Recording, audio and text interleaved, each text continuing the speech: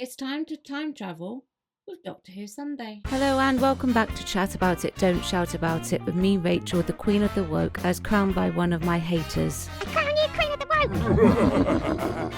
Let's chat about it. This week we are looking at the Colin Baker story, Attack of the Cybermen, which was voted by you a very long time ago now, the subscriber to vote on the current poll. Please head on over to the post page where you can find it after this video should you wish to. Please do let me know what you think of Attack of the Cybermen in the comments section below. Attack of the Cybermen was written by Paula Moore and it aired from the 5th of January to the 12th of January 1985. So by the time this is out, this story will be 41 years old, I think. So that was just off the top of my head. After a turbulent regeneration, the Doctor and Perry are travelling in the TARDIS. The Doctor is trying to repair the chameleon circuit with his sonic lance. He is successful. First Doctor to be successful with it. Whilst in the TARDIS, we see him explain Halley's Comet to Perry, and he also receives a distress signal from Earth in 1985. They land in Totter's Lane scrapyard, and then they go off to search for the cause of the signal. Meanwhile, we see three men, one of whom we have met before by the name of Lytton. We saw him in Revelation of the Daleks. The men are looking for diamonds, or so they believe. They are in fact looking for the Cybermen. Lytton has been stranded on Earth since Revelation of the Daleks. He had put out the distress signal and the Cryons answered him. They told him what was happening to their planet, and this is why he went looking for the Cybermen. He wanted to get to Talos to assist the Cryons. The Doctor later encounters the Cybermen and takes them to Talos as it was their demands. Whilst there, the Doctor also meets the Cryons and he assists them with their situation. They want the Cybermen to accept their fate instead of getting their hands on a second time machine to try and prevent the destruction of Mondas in 1986. Can the Doctor prevent the Cybermen from changing history? I always forget that this is a two-part story, by the way. I always do. I don't know why. Well, I will say it's a relief to get back to an alien Doctor, that's for sure. Attack of the Cybermen is definitely one of Colin's better stories in the terms of the writing for this era. It was trialing the concept of two 46 minutes parts, much like we get today, rather than the normal 4 parts, leaving me to always feel that, like normal, Colin was really served a massive raw deal in a turbulent time for the show. This story is a combination of nostalgia, and it's a bit like how RTD plays around a little as well. Is it a good idea? I'm not so sure.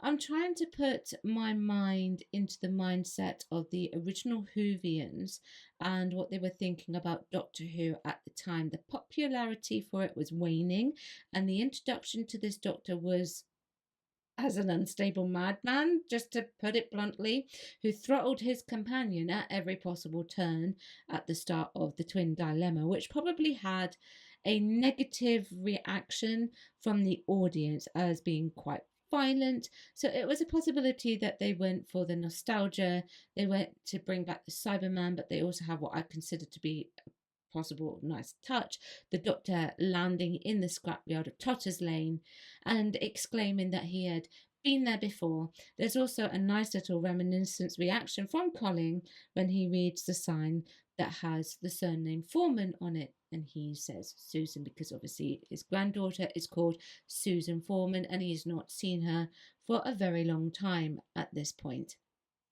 I personally don't mind it, right? Okay, the nostalgia, I get a bit funny about it in New Who, but here it's not too bad.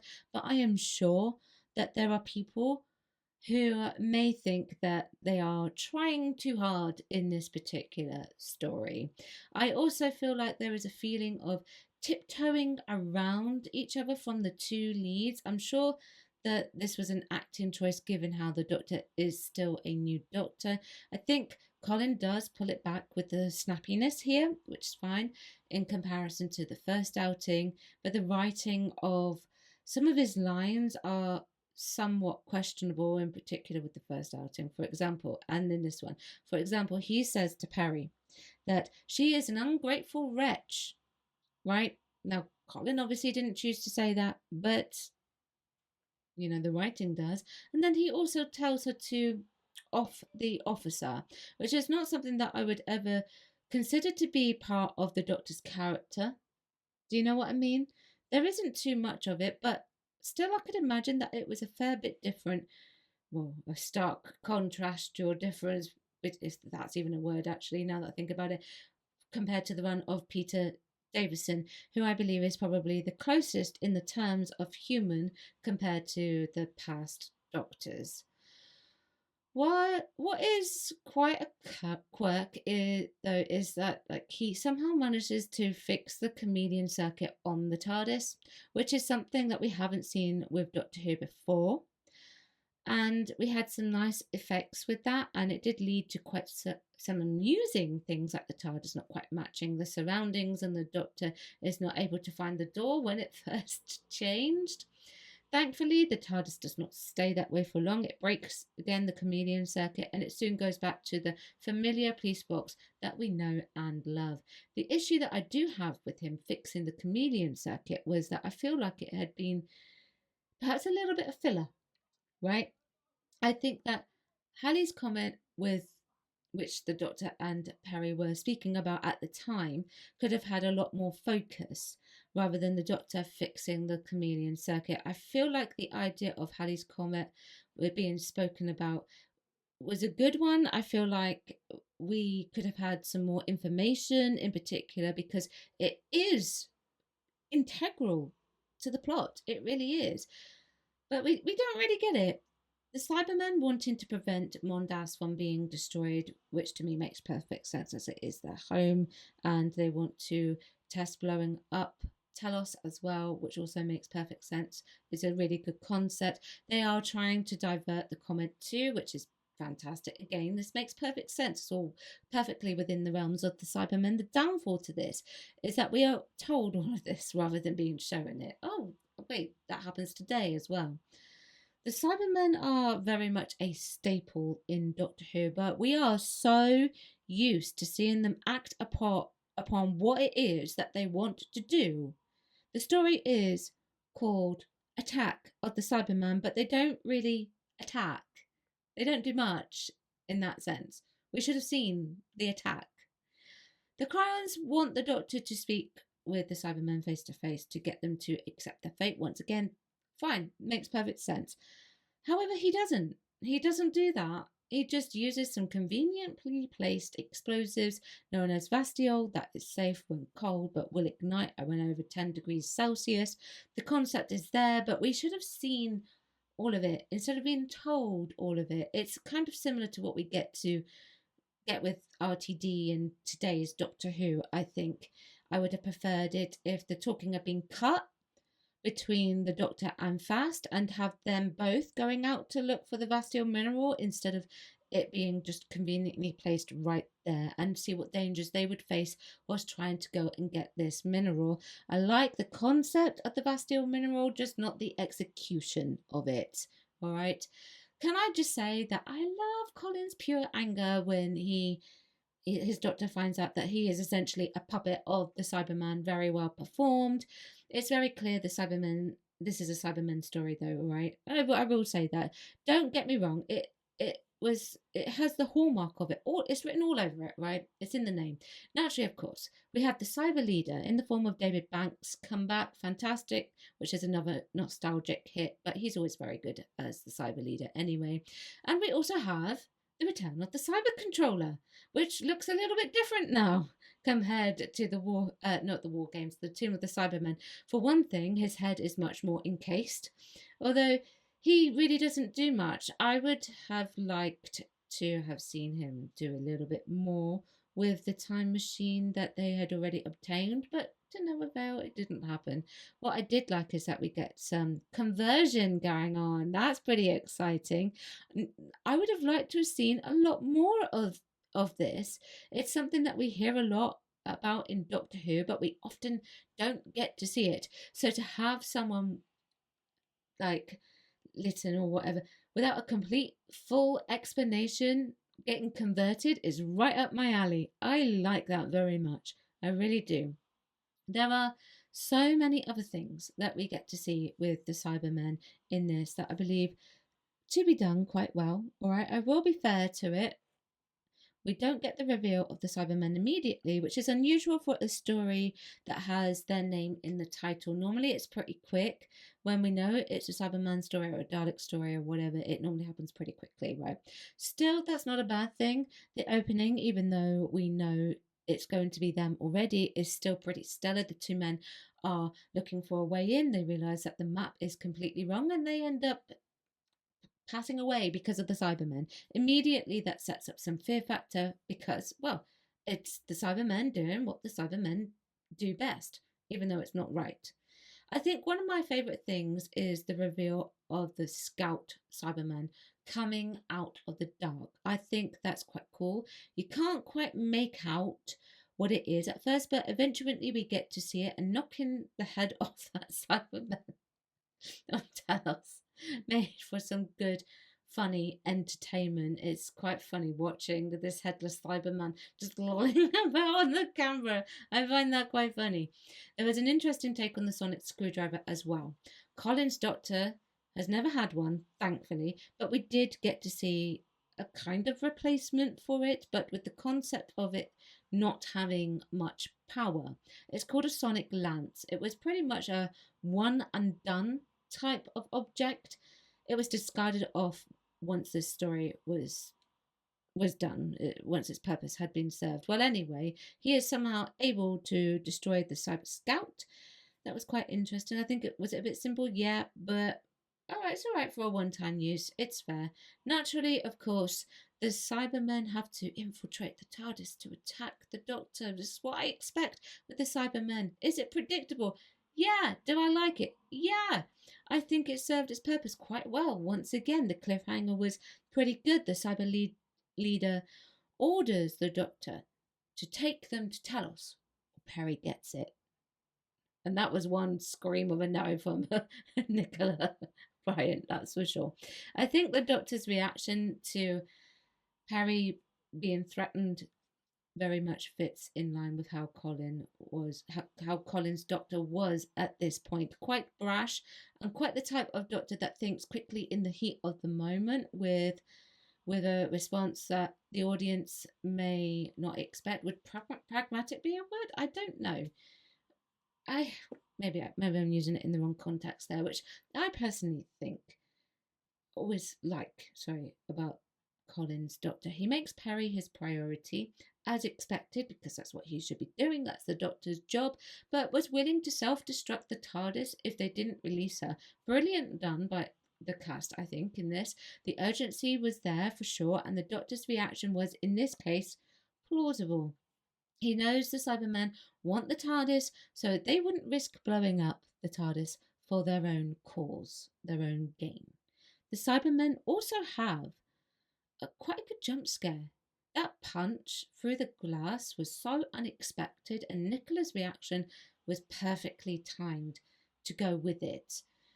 The whole scene is probably my favourite bit. The script was well utilised too. We received the information that Mondas gets blown up in 1986, and the distress signal that was received by the Doctor was from Earth in 1985, 1 year before it happens, which is also a bit of a trope in Doctor Who, but it's a well utilised one for this particular story. Now, did anyone expect, after revelation of the Daleks, that Lytton was going to completely change character altogether?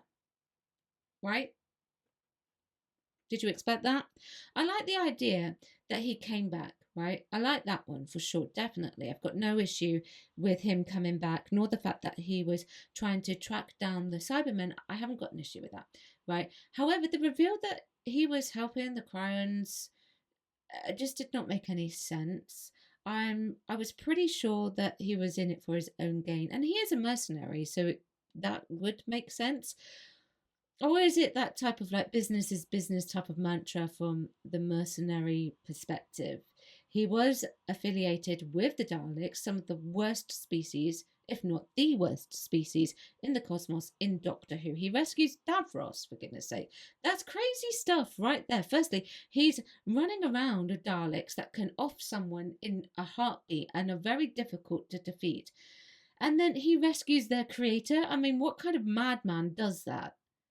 Was that just forgotten or waylaid for the purposes of this story? People died because of him. That's not acceptable. Tegan left because of him, theoretically, as well. How can all be forgiven, or how can the Doctor severely underestimate him? That is just baffling to me. I mean, the actors had to do whatever it is that they had to do, but it just didn't make any sense. I think Lytton wanting to steal the time vessel for his own gain would have been much better in this case, because he's stranded on Earth, right? He can't get home. I do also think that the pacing for this story is a little bit off. I think that there are some bits that could have been cut, but that's not a massive deal, really, I suppose. I also happen to think that there could have been an extra part too. I quite often think that with the Colin era, though. I really do. The sound is a bit weird at times, but that could be because it's an old recording, and some of the colouring on when they're on Talos is slightly off as well. I think that the Cryons have interesting makeup. They are a little bit creepy and they are quite mysterious. I think they are well utilized, but I think that Flask needed to be used more in order to make her demise resonate more with the viewer. However, I do like the Doctor's concern over the fact that the Cryons are going to die. Anyone would be concerned about that. Overall, this story has its strengths and its weaknesses. I think that it's a reasonable start to a new era, a new series, because technically his era had already started when it shouldn't have. Now let's read some of the comments from you, the viewer. When I asked you, I think 6 months ago now, I do apologize. It's taken so long to get this out. Sadako says, started fairly good with a nice pace and some witty dialogue, then somehow it goes to rot in the second half, turning Lytton from cold-blooded assassin into a redeemed hero at the 11th hour makes no sense. Locking the Doctor conveniently in a cell full of explosives is as lazy as any RTT resolution, and overall there's the sense it was all sandwich and no filling. The hollowness, I think, is what makes the violence feel especially distasteful. It would appear that we are thinking along the same lines. The only thing I don't quite agree with is the violence. I don't mind it so much here. I would take that over what happened with Perry any day. David Finley says, not a fan, hated it. It was the first broadcast. The forced nostalgia of this season grates on me, which is why I call season 22 Doctor Who's greatest hits. A shame because it had a decent cast, but Colin's era did not start well for me, and I've never got on board with this era. Well, we will have to agree to disagree with that one, I think, in this case, because you know what I think of Colin. Although the writing for his era, I do agree with, in this case, is pretty shoddy. Big Finish fixes a lot of the issues that they have here. And he can only do what he can, of course, naturally, when the writing is shoddy. Paul Roach says, heist movie, continuity overload, underserved character redemption. Yeah. Some nice moments. Love the Doctor's annoyance about the chameleon circuit, and the you said you came from Fulham line is funny. It's a bit vicious, violent in places. I think it's trying to be more adult for some reason. Average CB story. Yeah, the tone definitely shifted a lot, very much so. Could it be because it's all to do with the stark contrast in Doctors, which was in line with what JNT was going for? That's a possibility. However, please do let me know what you think in the comments section below. Chat about it, don't shout about it. Thank you very much for watching. And there's no video tomorrow because I'm away again. I've got some things going on in January, but please obviously tune back in on Thursday at 4 p.m. So I will see you then. Thanks for watching. Bye bye. Thank you for watching today. Don't forget you can join me on my other platforms as well. I've got YouTube, Rumble, Spotify, X, TikTok, Instagram, Locals, Substack, and I also have a Discord. Everything is linked below.